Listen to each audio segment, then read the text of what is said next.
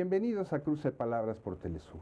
Soy Luis Hernández Navarro y para conversar sobre la guerra por los libros de texto gratuito en México está con nosotros el doctor Felipe Ávila Espinosa, doctor en Historia, director general del Instituto Nacional de Estudios Históricos de la Revolución de México y un gran conocedor de la historia de nuestro país y de la cuestión de la educación en lo particular.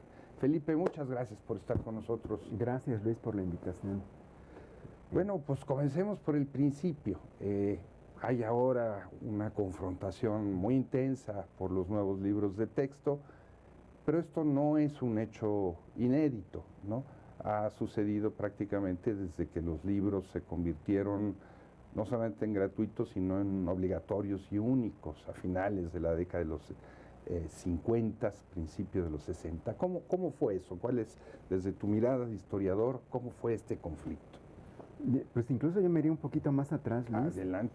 Yo creo que es una batalla por la educación que tiene lugar en México prácticamente desde los orígenes de México como país independiente en las primeras décadas del siglo XIX.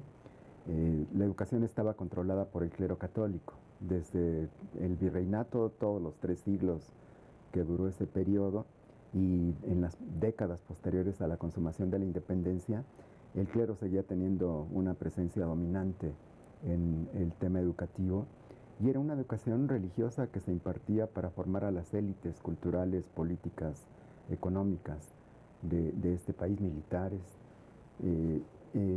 Era una educación exclusivamente para hombres de las élites.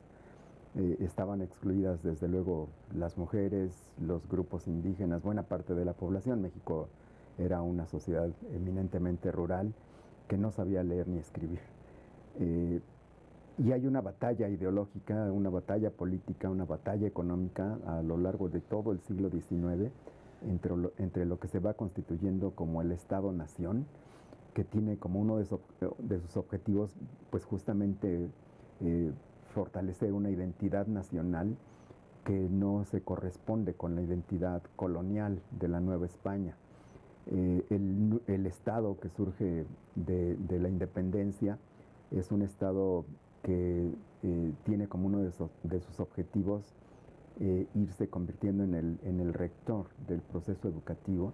Y hay intentos de reforma desde Valentín Gómez Farías en la década de 1830, pero creo que la gran batalla en el siglo XIX es la que tiene lugar con las leyes de reforma. Que el objetivo central de las élites liberales que están tratando de construir este proyecto de nación es acabar con el poder económico, político y cultural del clero católico, y el contenido de la Constitución de 1857 sí establece claramente la separación entre el Estado y la Iglesia, y acepta la libertad de cultos y acepta la libertad de enseñanza. En el artículo 3, como después se retomaría en la Constitución del 17. Así es, se acepta la libertad religiosa y se acepta la libertad de enseñanza, es decir, se permite que el clero siga impartiendo educación religiosa en las escuelas privadas, pero sin embargo el Estado asume como su responsabilidad dar una educación laica en las escuelas públicas, y cada vez va creciendo más en la segunda mitad del XIX la educación pública en manos del Estado, aunque siguen siendo intentos restringidos, porque llegamos al siglo XX y al comienzo de la Revolución con un país que es 83% de analfabetas. No había educación suficiente, no había maestras y maestros suficientes, no había recursos desde el Estado. Y en la Revolución, que significa un parteaguas, el mayor debate se da en el artículo 3 sobre la educación, y ahí hay una confrontación muy violenta. De hecho, es la principal discusión que parte al Congreso Constituyente en 2 bloques: el de los diputados más cercanos al entonces primer jefe Venustiano Carranza y un grupo que se autodenominó como jacobino, encabezado entre otros por Francisco J. Múgica, que le dio un contenido mucho más radical al artículo, y estableció que la educación pública tenía que ser laica, obligatoria y gratuita, y que el clero no tenía ninguna posibilidad de participar en el proceso educativo, lo excluyeron por completo. Antes de la Constitución de 17, Felipe, está el programa del Partido Liberal Mexicano, claro, que pone como elemento central esta separación de la Iglesia y el Estado en el terreno educativo, ¿no? Así es.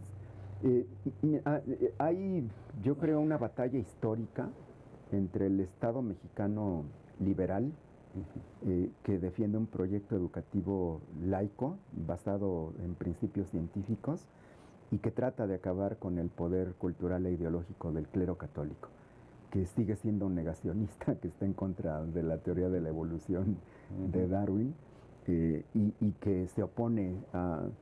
En el Congreso Constituyente hay una discusión muy interesante, porque quienes defienden la libertad de enseñanza dicen que el Estado no puede abrogarse la facultad de decidir qué tipo de educación le pueden dar las familias a sus hijos.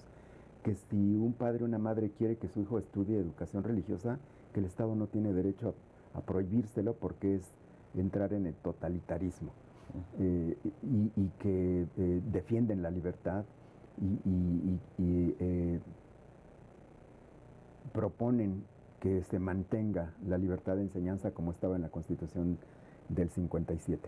Sin embargo, la mayoría radical se impone y sí se le establecen condiciones muy duras, prohibitivas para el clero. Se le quitan sus derechos políticos, su estatus jurídico, sus propiedades se nacionalizan, se pone límite al ejercicio del sacerdocio. Hay un sacerdote dependiendo de la región, por cada 20,000 habitantes, se cierran iglesias, en fin. Hay un contenido muy anticlerical en una fracción que es la que gana la revolución, el constitucionalismo, y el clero queda muy resentido, y parte de ese resentimiento lo lleva a estar en contra de la Constitución, y en la medida en que se van haciendo más duros los controles que pone el nuevo Estado posrevolucionario al clero y al ejercicio religioso, en 1926 pues estalla la guerra civil, que fue la Cristiada. O sea, son ahí ya más de 80 años de una guerra, a veces abierta, armada, como en las guerras de Reforma o en la Cristiada, entre un sector importante de la población mexicana que defiende la libertad de cultos y que defiende la libertad religiosa y que está en contra de los límites y de los controles que les impone el nuevo Estado que surge de la revolución. Y bueno, son nuevamente derrotados los conservadores, los católicos, en la Cristiada, como lo fueron en las guerras de Reforma.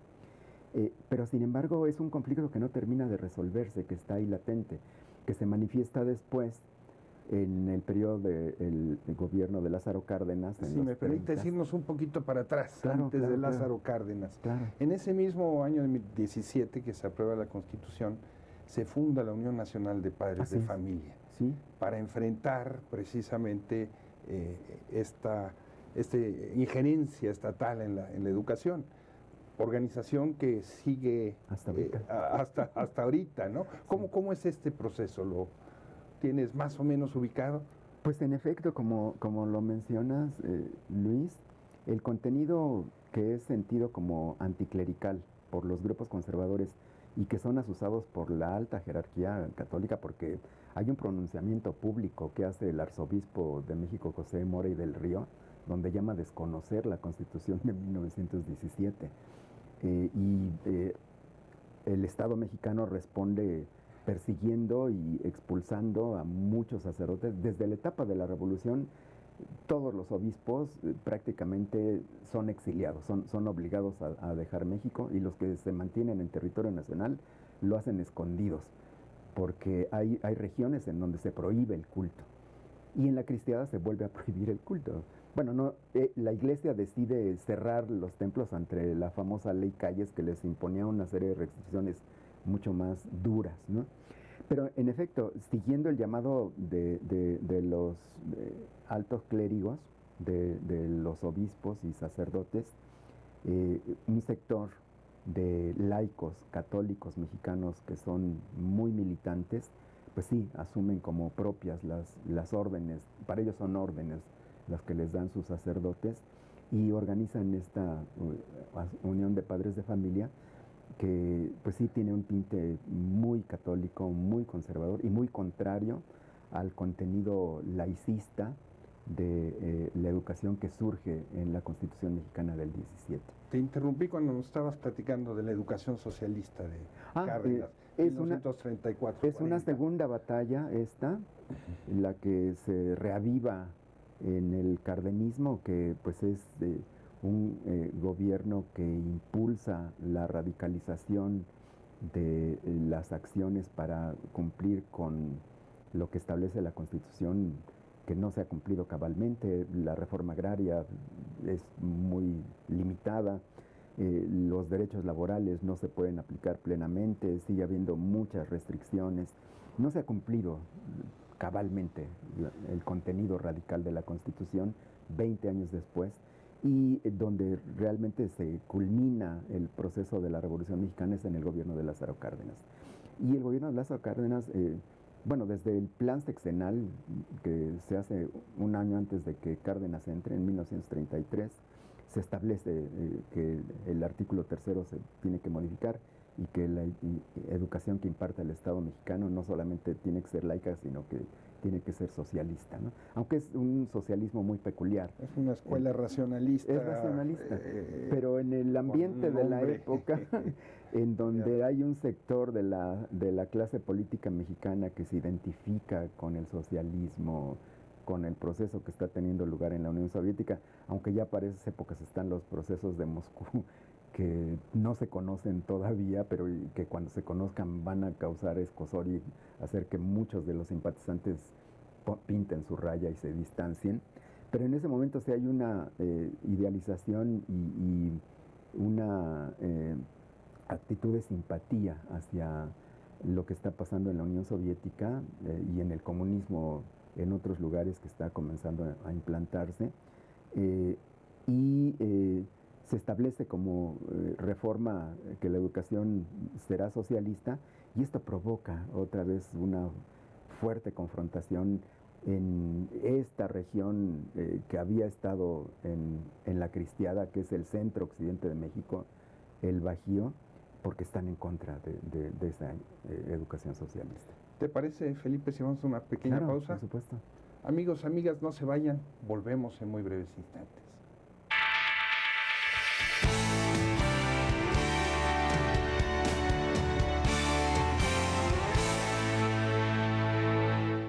Estamos ya de vuelta en este cruce de palabras, conversando sobre la disputa por los libros de texto gratuito en México con el doctor Felipe Ávila, doctor en Historia, director del Instituto Nacional de Estudios Históricos de las Revoluciones de México. Felipe, nos estabas haciendo un recuento de 3 siglos de la disputa por el alma del niño, de los niños, entre la Iglesia Católica en este caso y el Estado mexicano. Estábamos, cuando te interrumpí, en pleno cardenismo, ¿no? ¿Qué sigue después? Porque te era la impresión de que ya con el fin de la educación socialista, la escuela del amor en tiempos de Ávila Camacho, se distiende la disputa con sectores de la jerarquía católica, y en el terreno educativo hay una especie de entendimiento entre la Iglesia y el Estado, ¿o es solamente una suposición? No, yo creo que tienes la razón, Luis.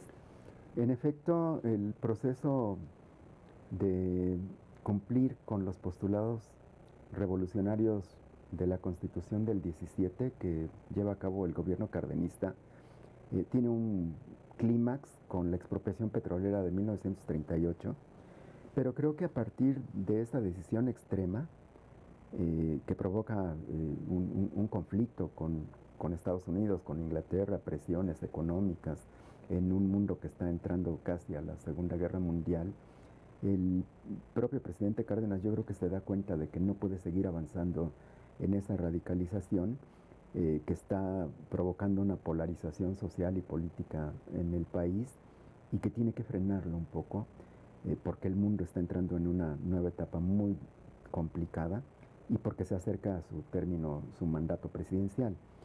Y como todas y todos sabemos, sí hay una moderación en los 2 últimos años de Cárdenas, y parte de esta moderación es que su sucesor es un general muy moderado, el presidente Ávila Camacho, en lugar de la opción radical que era Francisco J. Mújica. Y es muy sintomático que una de las primeras declaraciones del nuevo presidente es reafirmar su condición de católico, como para que no queden dudas, ¿no? Aquí nada de educación socialista, aquí nada de lucha de clases, aquí nada de expropiar los medios de producción, que tampoco se planteaba eso, pero que así era entendido y así era como puesto el espantajo de el virus del comunismo en esa época.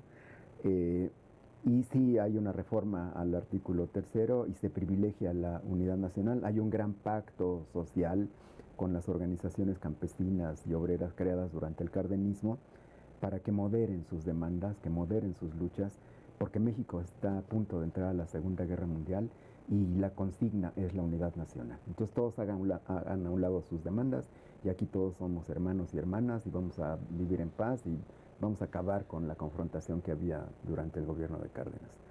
Y en efecto hay una política de conciliación, de moderación, simpatía, de permisividad hacia la reconstitución de los poderes fácticos, económicos, políticos y culturales. Y bueno, sí, en efecto, el clero aprovecha y comienza a ver un ascenso de la educación privada, y es una educación privada que está claramente en manos de congregaciones religiosas, ¿no? Las escuelas particulares comienzan a desarrollarse, y detrás de ellas y al frente claramente están órdenes religiosas, ¿no? Y hay una nueva batalla que era con lo que comenzábamos este programa, cuando a finales de los 50 surge la iniciativa del gobierno mexicano de establecer los libros de texto gratuito, que era una cosa curiosa porque no había libros de texto gratuito, porque la gente tenía que comprar los libros, porque estaban en manos de las editoriales privadas, porque aunque hubo intentos de publicar libros desde el gobierno, desde la Secretaría de Educación Pública, desde Vasconcelos, hay un gran proyecto editorial, pero que no llega a toda la población y que no se le da continuidad. Durante el cardenismo está la Cartilla Socialista y otros libros, la revista del Magisterio, pero son intentos aislados. El grueso de la población tiene que comprar los libros que son hechos por empresas privadas, ¿no? Con esta iniciativa de que el Estado constituye una comisión especial encargada de elaborar y de distribuir los libros de texto, y que va a haber un libro de texto, no muchos libros de texto, sino que se uniforman los planes y programas de estudio. Obligatorio y único. Ajá. No, pues es un escándalo, sobre todo para estos grupos que siguen resentidos y que siguen pensando que el Estado no tiene derecho a inmiscuirse en lo que ellos quieren que sus hijos aprendan, ¿no? Surge nuevamente esta disputa de que si el Estado tiene la facultad de imponer un contenido educativo único, o si la sociedad, las familias, tienen que mantener el privilegio de decidir ellos libremente qué es lo que le quieren enseñar a sus hijos o no en las escuelas, ¿no?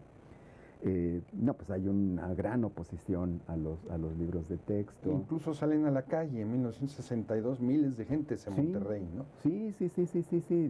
Es de nuevo una batalla ideológica y política por lo que creen que tiene que hacerse y cuál es el papel del Estado y cuáles son los derechos que tienen las familias, y si se puede permitir lo que ellos consideran que es una intromisión indebida o un totalitarismo del Estado, o si se garantiza que las familias pueden decidir en libertad el tipo de educación que sigan sus hijas y sus hijos, ¿no? Pero finalmente el Estado se impone, y creo que es una victoria importante, porque lo decía claramente Mújica y Luis G. Monzón en el Constituyente del 17, la educación religiosa no es una educación científica, es una educación dogmática, es una educación que no desarrolla las facultades cognitivas de los alumnos, que está basada en el prejuicio, en la fe, en el dogma, que es anticientificista, y que el Estado no puede permitir eso, que el Estado, una de sus principales responsabilidades es garantizar que las niñas y los niños aprendan los avances de la ciencia y que se formen así, con base en la razón, en la ciencia experimental, en la discusión y reflexión seria, razonada, y no en cosas dogmáticas, ¿no? Que es lo que siguen defendiendo. Y hay también un tabú sobre la sexualidad. Detrás de eso también hay la oposición de un sector importante de la sociedad mexicana que sigue presente, de que el Estado no puede meterse con la sexualidad, y que ven a la sexualidad como un tabú, que creen que el Estado no puede permitir el aborto, que es vida y que la vida tiene que defenderse. Hay organizaciones fundamentalistas que defienden el derecho a la vida desde la concepción, que se oponen a la educación sexual, que se oponen al uso de preservativos, que siguen viendo a la sexualidad como pecaminosa. La sexualidad para ellos solo debe de tener fines procreativos y no de placer. Y por eso también una de las cosas a las que más se han opuesto en todas estas batallas es a que el Estado se meta a impartir educación sexual. Sigue siendo un tabú al que ellos se oponen tajantemente. A mediados de los 80, Felipe, este protagonismo religioso pareciera ser sustituido por un protagonismo empresarial que, bajo la cobertura de lo laico, disputa también al Estado la conducción del proceso educativo para formar otro tipo de ciudadanos. Sí, en efecto, Luis, desde mediados de los 80 cambia el paradigma del Estado mexicano. Aparece no solamente en México, es un proceso casi mundial, lo que conocemos como el neoliberalismo, que comienza a aplicar criterios empresariales en toda la administración pública y particularmente en la educación. De lo que se trata es de formar individuos, hombres y mujeres capacitados para el trabajo, que aprendan competencias y habilidades productivas. Y después de un gran boom de las escuelas públicas que tuvo lugar, creo, por última vez en el gobierno de Luis Echeverría, en los 70s, hay un proceso en donde el Estado va abandonando la promoción y el fortalecimiento y la ampliación de la educación pública, y abriendo el terreno, el espacio a la educación privada. Y hay un boom de las escuelas privadas. Porque como ya no hay suficientes escuelas públicas, comienza a haber cada año cada vez más y más y más miles de muchachas y muchachos rechazados que no tienen cabida en las escuelas públicas.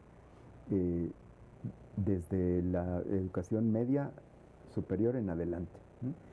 Y a todos esos miles, centenares de miles de rechazados,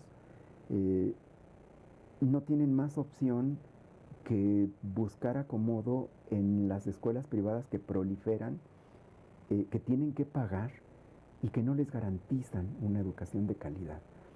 Porque junto con la proliferación de centenares y de miles de escuelas privadas de muy poca calidad educativa en su oferta, aparece un sector privilegiado de un puñado de universidades y de tecnológicos controlados por los grandes grupos empresariales que tienen un boom espectacular, como el Tecnológico de Monterrey, como el ITAM, como la Panamericana, como la Anáhuac, como la Iberoamericana, como muchas preparatorias, muchos colegios privados, muchos colegios de las élites extranjeras que viven en México, que tienen un boom impresionante y que sigue hasta la fecha. En 2 minutos, porque la guillotina del tiempo ya nos cayó encima, dirías entonces, a partir de toda esta explicación que nos das, que la actual disputa por los libros de texto tiene centenares de años detrás? Sin duda, sí. No es una disputa coyuntural, no es una protesta porque no les gustan estos libros de texto. Es una disputa histórica, son reivindicaciones que vienen arrastrando por generaciones, es un proyecto de nación y de educación que defienden con todos los recursos de los que disponen, y particularmente aquí se ha agudizado porque sí hay una orientación de este gobierno y de este nuevo modelo educativo que se está aplicando, pues que sí retoma como las raíces populares y radicales de la Revolución Mexicana, y es eso lo que les causa también escozor. Entonces, a esta disputa histórica se le añaden elementos coyunturales porque en este gobierno sí se han agudizado las contradicciones y los enfrentamientos de manera mucho más abierta y más clara. Felipe, muchísimas gracias por estar con nosotros en este Cruce de Palabras. Amigos, amigas, muchas gracias por su amable compañía. Ya saben, los esperamos la semana que viene aquí por Cruce de Palabras por Telesur. No se lo pierdan.